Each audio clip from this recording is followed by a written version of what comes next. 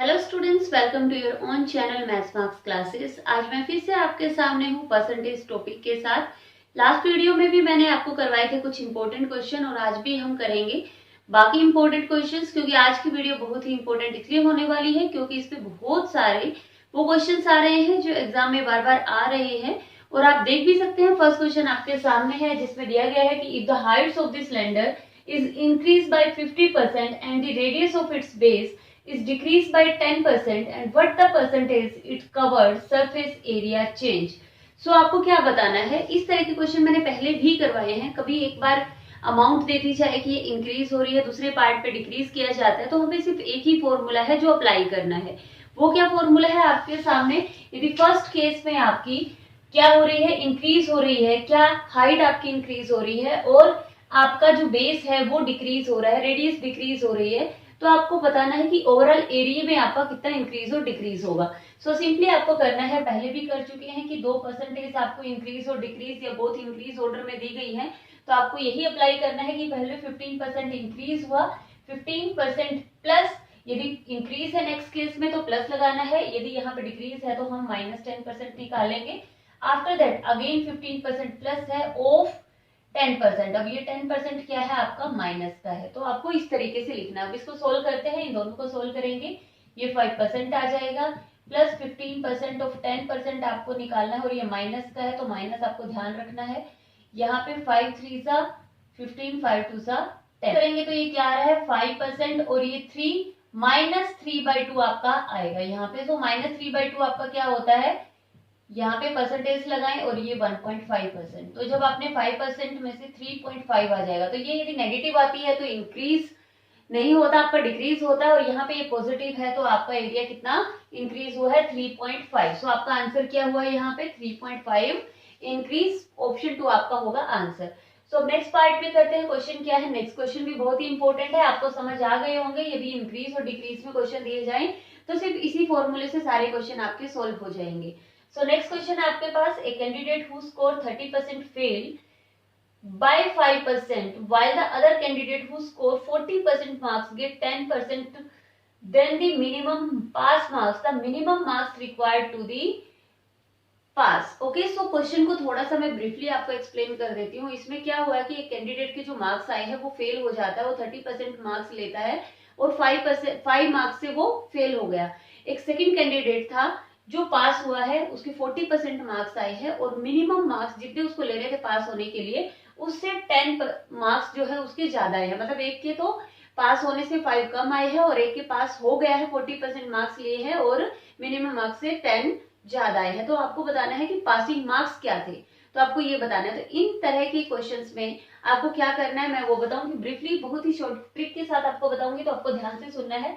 जो भी आपके फेल और पास मार्क्स, जो भी दो कैंडिडेट है उनकी परसेंटेज को आप लिख लीजिए और उनको माइनस कर दीजिए, क्योंकि आपको उनका डिफरेंस देखना है।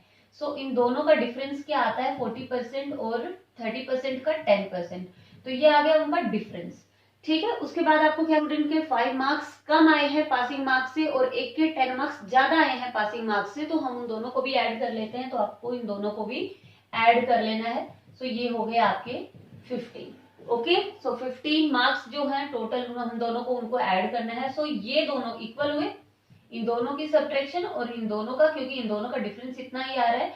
सो यहाँ पे आपने लिख देना है 15। तो आपको अभी 10% क्या है, टोटल आपका 10% 15 के इक्वल आ रहा है, तो 100% कितने का इक्वल होगा, तो यहाँ से आपको पता चल जाएगा टोटल आपका एग्जाम जो है वो 150 मार्क्स का था। हमने 10% को 100% बना लिया और यहाँ पे 15 150 हो गया।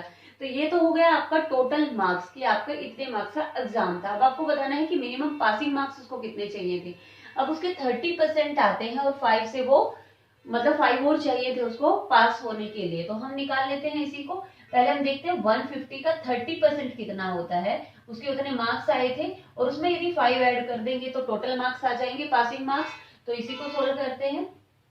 सो 15 3 सा 45, 45 प्लस दिस 50। सो 50 मार्क्स जो है उसको पास होने के लिए चाहिए थे आउट ऑफ 150। सो ऑप्शन 1 क्या हुआ आपका आंसर हुआ। सो होप क्वेश्चन क्लियर है आपको किस तरीके से आपको सोल्व करना है। इसी तरीके के क्वेश्चन स्टूडेंट्स और आगे हम सोल्व करते हैं। सो स्टूडेंट नेक्स्ट क्वेश्चन आपके सामने है और ये देखते ही आपको पता चल रहा है कि इस तरीके के क्वेश्चंस बहुत बार एग्जाम में पूछे गए हैं।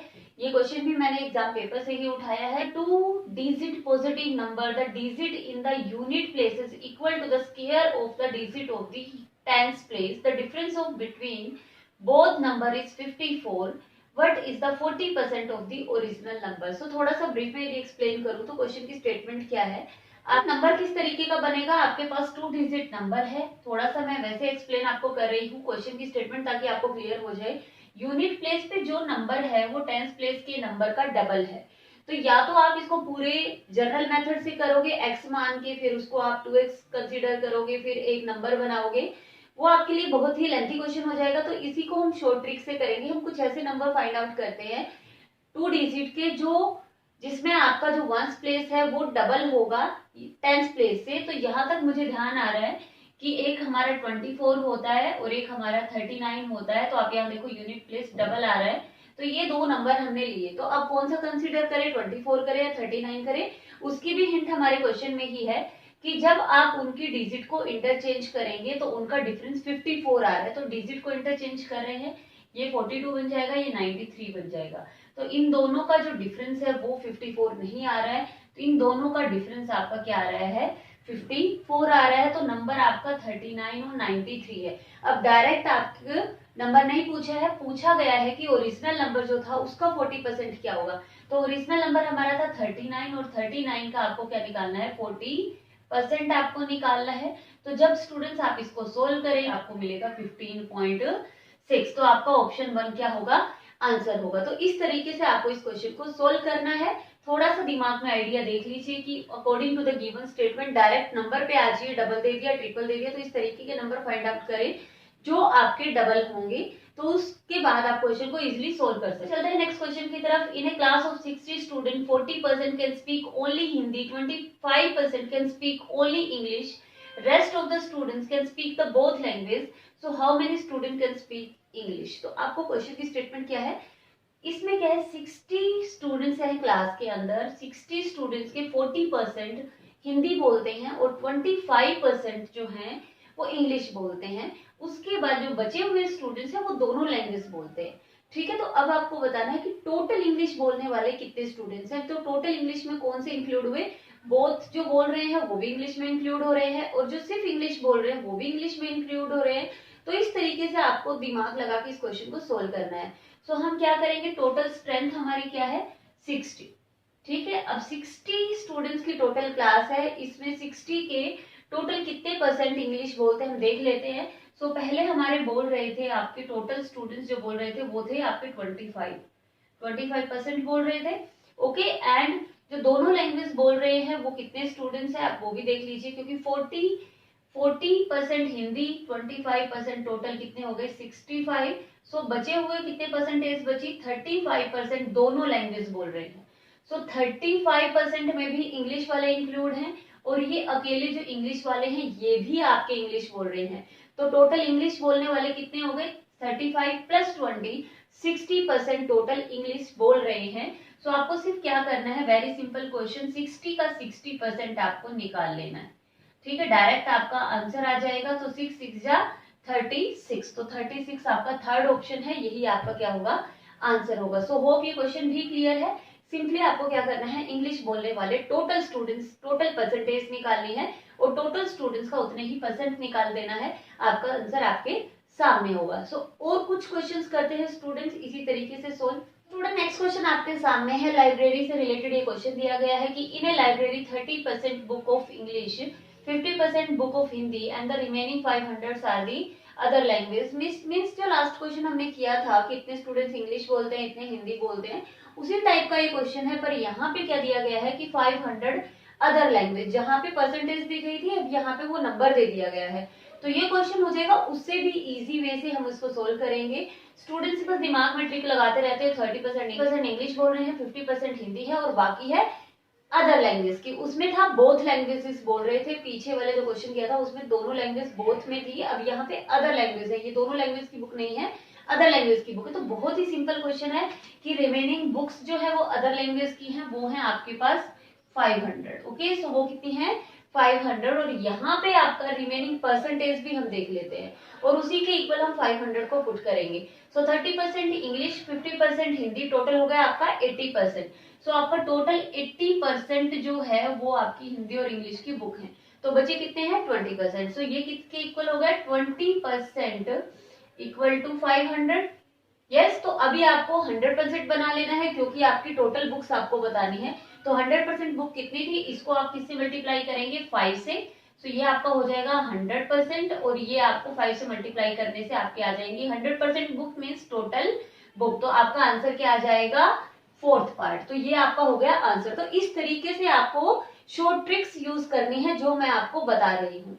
अब नेक्स्ट क्वेश्चन आपके सामने है, बहुत ही इंपॉर्टेंट क्वेश्चन है, बहुत ही बार पूछा गया है कि इन प्लेस ऑफ दिस हम मल्टीप्लाई कर दें इससे, तो हम जो करेक्शन होगी और कैलकुलेशन में जो परसेंटेज का एरर है वो आपसे पूछा जाता है। तो क्वेश्चन भी इसी टाइप का बोला गया है, student multiply a number by 3/5 instead of 5/3। अब उसने 3/5 से मल्टीप्लाई कर दिया, करना था 5/3 से। तो आंसर में कितने परसेंटेज का एरर हुआ है, परसेंटेज पूछा गया है। तो आपको क्या करना है, अब यहाँ पे पहले हम क्या करेंगे, दोनों का डिफरेंस निकाल लेते हैं कि आपका जो 5/3 था किससे कर दिया आपने 5/3 से, और आपको सॉरी आपने किससे कर दिया 3/5 से कर दिया, करना था आपको 5/3 से। तो जो दोनों का डिफरेंस आया है वो निकाल लेते हैं 25 9। सो डिफरेंस आ गया दोनों का 16/15। तो एरर कुछ इतना हुआ है। तो जब भी आप इसकी ट्रिक अब यूज करते हैं तो आपको हमेशा ओरिजिनल नंबर नीचे लिखना होता है, ओरिजिनल नंबर नीचे आता है, जो एरर आता है वो ऊपर आता है, और परसेंटेज निकालनी होती है तो मल्टीप्लाई बाय 100। तो ये आपका है फॉर्मूला, शॉर्ट ट्रिक आपकी है। सो यहाँ पे हमारा ओरिजिनल नंबर क्या था, यहाँ पे हमारा ओरिजिनल नंबर था 5/3। तो उसने क्या किया था, student multiply a number by 3/5 instead of 5/3। So original number तो आपका 5/3 था, तो यहाँ पे आप 5/3 लिखेंगे नीचे, और आपने एरर कितने का आया है 16/3 आप ऊपर लिखेंगे क्योंकि आपका ये एरर है, और मल्टीप्लाई बाय 100। अब इसको सोल्व कर लेते हैं। जब आप इसको सोल्व करेंगे तो 16/15, मैं थोड़ा सा लेंथी से कर रही हूँ पर आपको डायरेक्ट प्रैक्टिस है तो आप डायरेक्ट आंसर निकाल लेते हैं इसका। सो 3 5 15, 5 2 10, 0 5 4 20। सो आंसर आया आपका 64% का जो क्या हुआ था एरर हुआ था। तो इस तरीके से स्टूडेंट्स परसेंटेज के सारे क्वेश्चन हम कर चुके हैं।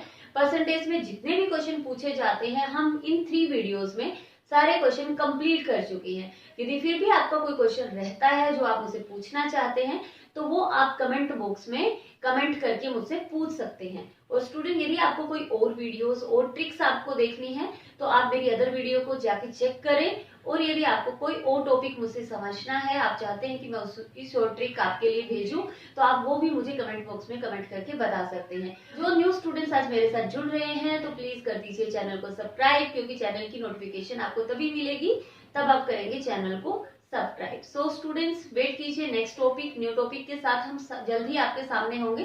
तब तक के लिए students take care, bye bye and happy Holi.